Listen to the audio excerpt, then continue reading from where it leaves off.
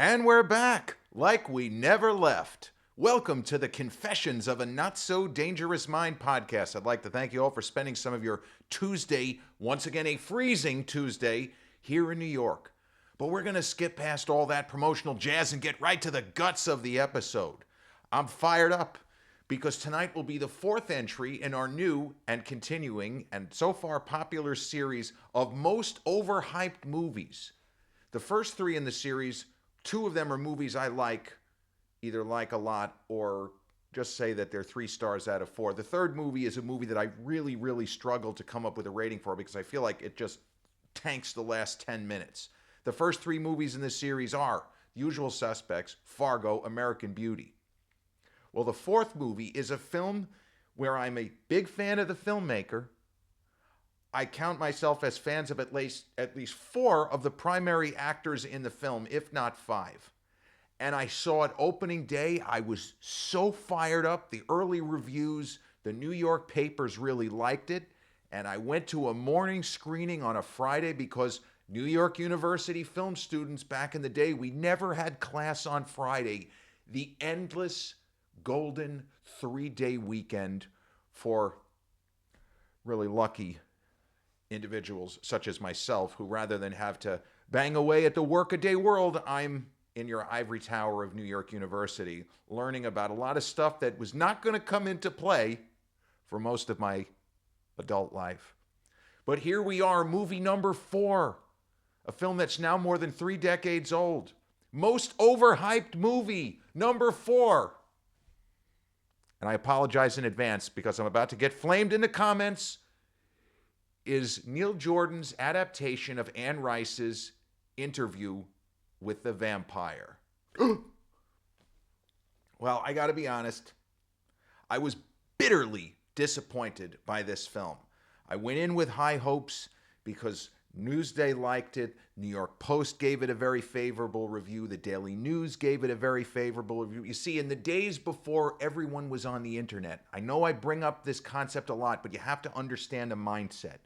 Before everybody could, on the computer or on their phone, the way that you got early buzz, if there wasn't anything reported in a newspaper or on TV about a film being in trouble, if they just happened to mention it on Entertainment Tonight or the Entertainment Channel back in the day, you would go to a store that had multiple newspapers and you would steal glances. And that's what I used to do. Whenever it was a movie I was interested in, I would quickly make sure nobody was looking at it because I could still hear the guys at Penn Station when I would look through the movie magazines for any kind of information in this era about upcoming films or movies that are just opening.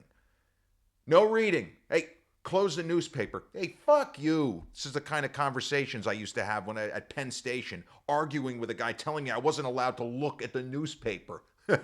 I mean, I'm not exaggerating though.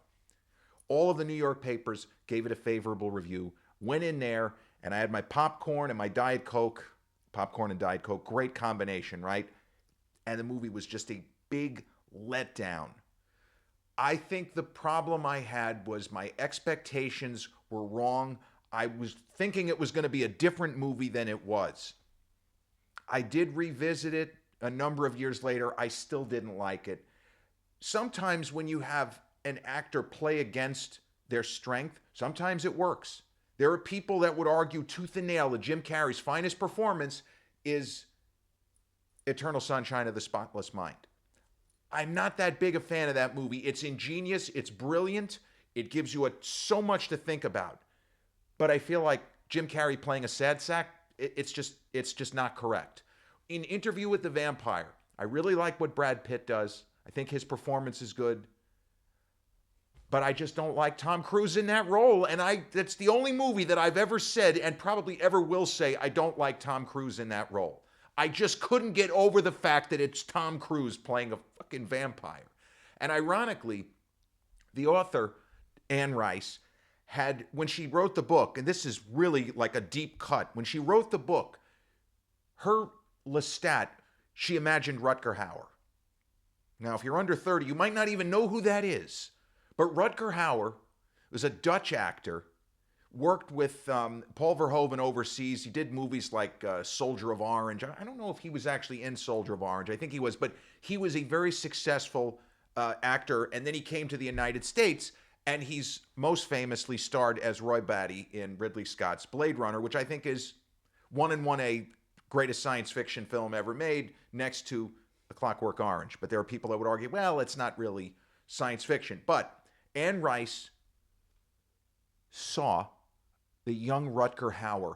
That was how she saw Lestat, the primary character of this novel, Interview with the Vampire. And the title of the book and the title of the movie is literal. It really is a character interviewing a vampire, although not interviewing Lestat, interviewing the character played by Brad Pitt, Louis. I actually feel like Brad gives the best performance in this movie, with the exception of Kirsten Dunst, who is sensational. I just wasn't engaged by the story. I found the whole kind of format off-putting, and I really wanted, if anything, I wanted more of what they were up to over time. The film never really ignited for me. And there were some reviews that kind of teased what I was in for, which is, it's a little bit like a vampire version of Goodfellas. I didn't read that in any review. That's how I look at it. Where, for example, if you go into Goodfellas expecting to see a normal linear narrative, good guys and bad guys, quests, you get sidetracked. No, Goodfellas is exactly how it's advertised. It's 3 decades of life in the mafia. Interview with the Vampire is basically, that's baseball, Susan. That's it. It's an interview with one vampire, and then another vampire kind of, I guess, takes over towards the end. I was just frustrated the whole way through. And outside of the Kirsten Dunst character, the movie did nothing. It just didn't work. I just felt like it was kind of inert, would be a word that I would use. And there were moments where Cruise, he gets a few laughs, dancing with a corpse and all of this. But I didn't buy the character. I didn't buy Cruise as the character, and I didn't buy the character of Lestat. It didn't work for me at all. And that just sank it. I think that I was doomed as soon as Tom Cruise opened his mouth, and I was supposed to believe, oh, he's so hideous, he's so awful. Yeah, I'm going to give you the choice I never had. And we never learned what that choice was. Or why didn't he have a choice? I guess he could have just bled out whenever he was.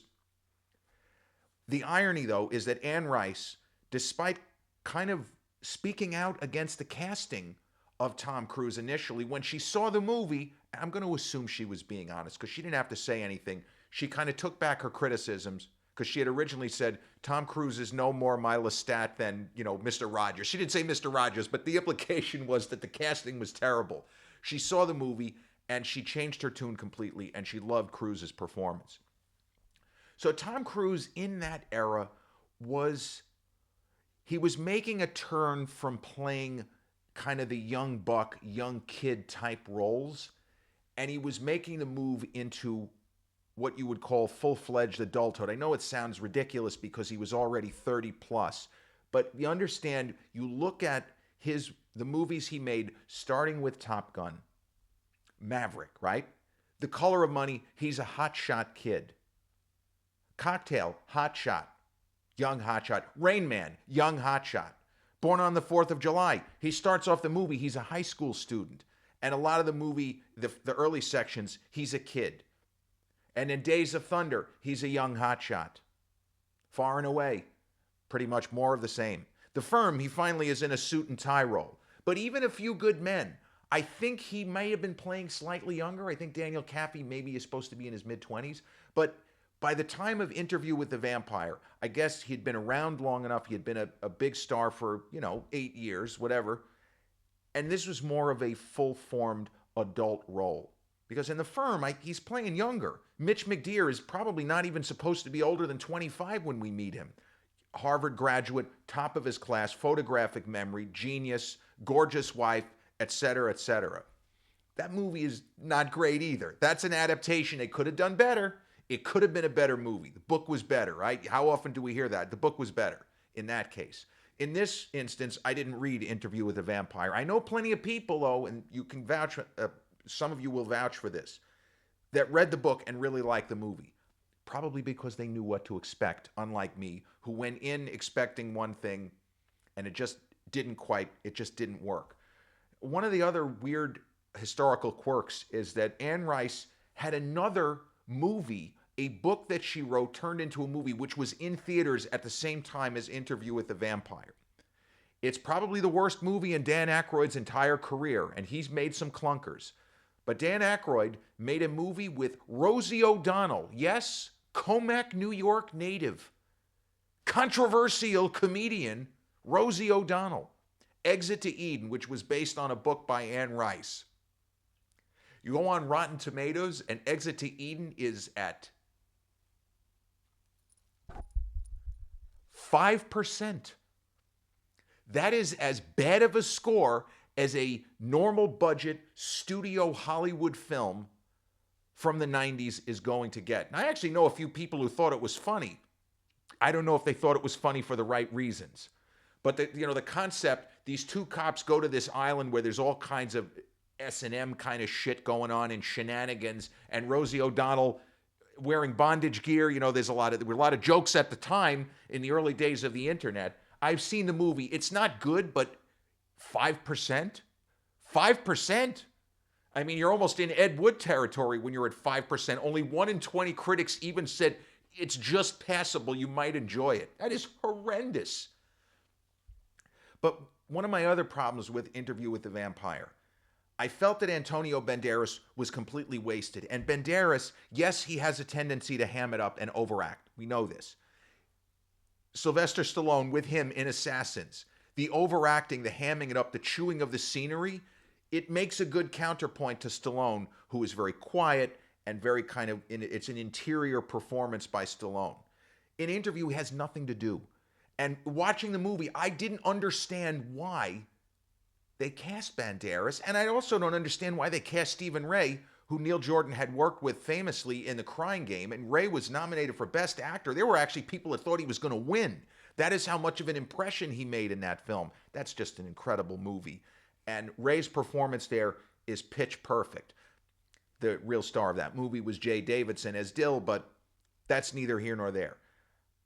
I just didn't understand all of the maneuverings of what Banderas' character Armand, what he was doing, and Stephen Ray was very pale to begin with, and the kind of ghastly vampire makeup, I kind of thought he looked funny, and I wasn't supposed to be getting laughs because of the way this character was presented, but I'm sitting there trying not to laugh. It just didn't work. Now, Christian Slater, this is an unfortunate component. Many of you, if you're of my generation, you know this. The interviewer, the character that talks to Brad Pitt's Lewis throughout the movie, it was supposed to be River Phoenix, the late great River Phoenix. He passed in, I think, late 1993, but he was set to go as, I guess you could say, the title character, or kind of the title character, and Christian Slater was a late replacement for him. Now, Christian Slater is a very interesting actor to me because he was somebody who was briefly on the A-list, and he's in a movie, Heathers, another film I am supposed to love that is one of the Gen X. It was a sleeper hit, and it is a massive cult film, but it's another cult film, and this is why I always have to delineate. There are cult films that suck, that are just lousy movies that we love. Heathers is not considered a lousy movie that we love. There are critics that would have put it like it's one of the best films of 1989. So yes, it has a cult following, but there are many people that say, no, this is not a guilty pleasure movie. This is not just a cult film. This is a great movie. I never understood the hype. I never got it. I've seen Heathers 3 times. It hasn't worked at all. It's a little bit like Mean Girls before Mean Girls if it was a black comedy about mass murder. But Christian Slater in Heathers, and then he did it going forward, he started to do this thing where he was more or less doing a Jack Nicholson impression and doing it for the whole movie. In Heathers, I remember the first time I saw it, I'm like, what the hell? He's reminding me of somebody, and I realized it was Jack Nicholson. And then he did it in, what was that movie, Cuffs, where he's talking to the camera and he's Yeah, I mean, he's doing the Jack Nicholson, and he kind of did the Jack Nicholson impersonation all the way up to the top, which is crazy. I don't know if Jack ever talked about it. And Slater had said, "Yeah, I love Jack Nicholson." So he wasn't even running from it; he was embracing it. He doesn't really do it. He doesn't really do it here. But I just remember getting increasingly frustrated as the film was going forth. Now, the movie wasn't boring. It's not like, because I've seen films where mentally you just check out in the first 10 minutes. The movie wasn't boring. It's gorgeously shot. I mean, Neil Jordan, what an incredibly talented filmmaker. It's gorgeously shot. The costumes, the set design, the production design, all of those elements are first rate.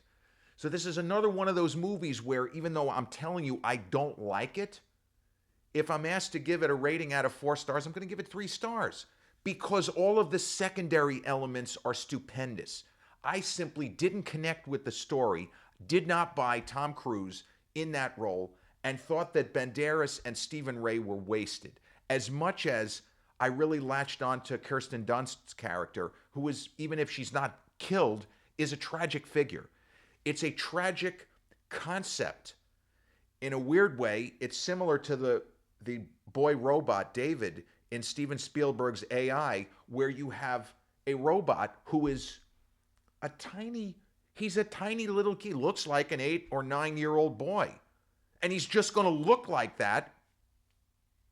He doesn't have an incept, or he doesn't have a termination date or an expiration date like Rutger Hauer's Roy Batty and the other replicants in Blade Runner, where they have a 4-year lifespan. They're walking around looking like they're in their 30s and they're 2 years old.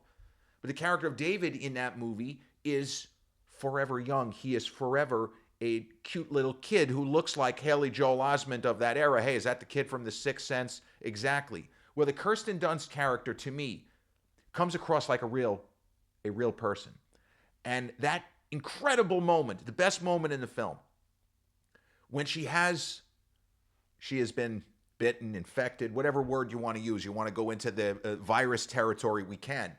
But when she says the phrase, "I want some more," and if memory serves, that was in one of the trailers for this film, that got a lot of fannies in seats. A lot of people went to the movies on the strength of the trailer. And sometimes trailers will give you the wrong idea. I don't necessarily think the trailer to Interview with the Vampire teased a different movie. It's just my expectations. And unlike, for example, Blade Runner, a film where I went in the first couple of times thinking it was going to be a different movie. I kept expecting Blade Runner to be an action thriller with sci-fi elements, not a sci-fi film through and through with noir elements. In that instance, when I dialed back what I was expecting to get out of the film and just allowed the movie to work on me, allow myself to be enveloped by the incredible world. Talk about world building that Ridley Scott created there. An Interview with the Vampire. Neil Jordan is doing that. And that's why I would give this film 3 stars plus.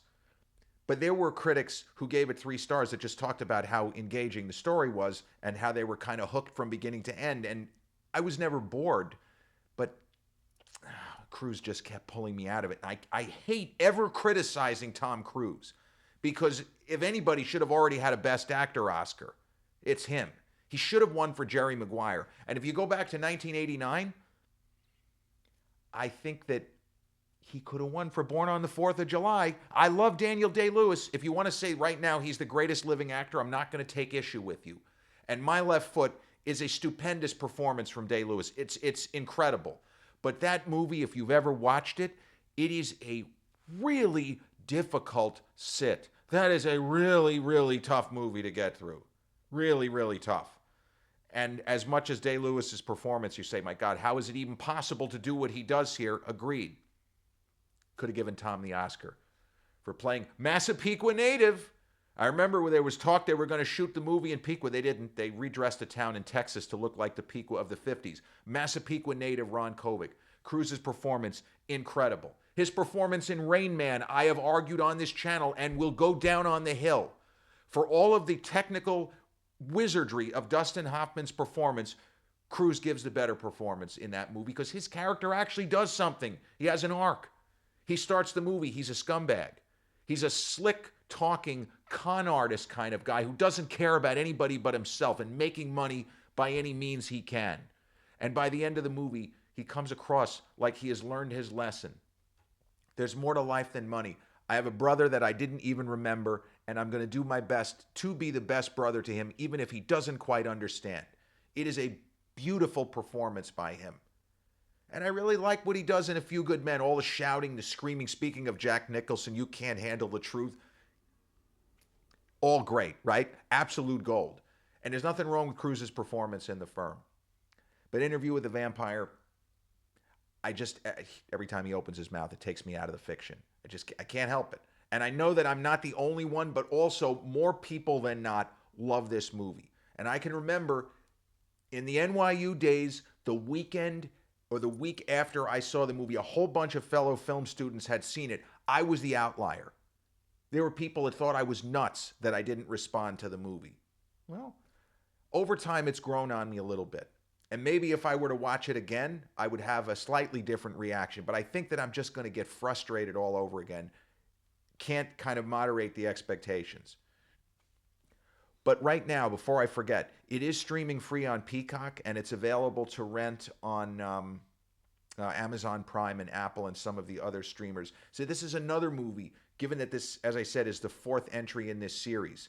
I like all of the films.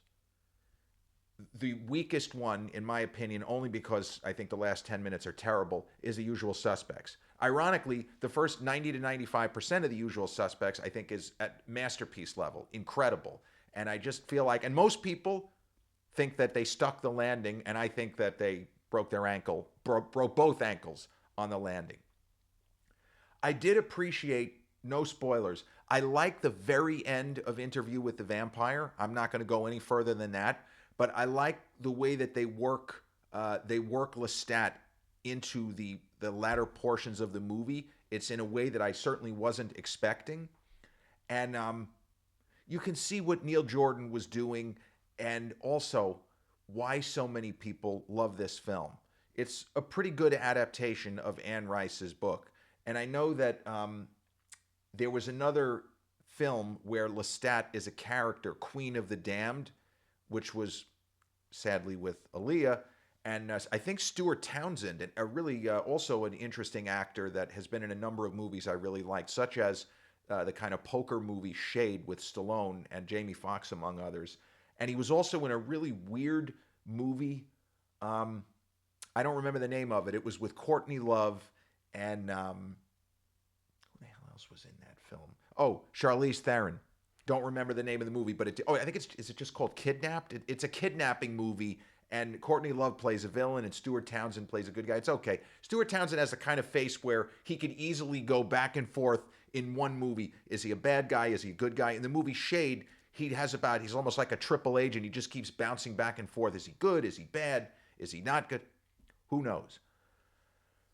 But Interview with the Vampire, the fourth entry in our new and continuing series of Most Overhyped Movies, a film that I can say just barely I like, but I am not as keen on it as so many people, and not just Gen Xers. There are young people, they love the new TV show, which I have not seen. I don't know anything about it other than that I assume it's somewhat of an adaptation. I don't know if it has anything to do with the movie or it's an adaptation of Anne Rice's novel. That would be my guess. But Interview with the Vampire, directed by Neil Jordan. The screenplay was adapted by Neil Jordan from the novel by Anne Rice, starring Tom Cruise, Brad Pitt, Christian Slater, Stephen Ray, Antonio Banderas, and Kirsten Dunst. The fourth entry in our continuing series of Most Overhyped Movies. This has been episode 438 of the Confessions of a Not So Dangerous Mind podcast. I'd like to thank you all so much for spending some of your Tuesday evening here with me in New York. And I'm truly sorry if I have made you angry with this episode, but hey, that's movies, right? We're not going to agree on everything. But if you check out this episode on the YouTube channel, haven't done so already, please click like, subscribe, comment, share, turn on those notifications. Or if you catch this episode on the audio platforms such as Podbean, Spotify, iTunes, or the others in which we're hosted, same general rule applies. Click like, subscribe, share, and turn on those notifications. I'll be back with a new episode real soon. Till then.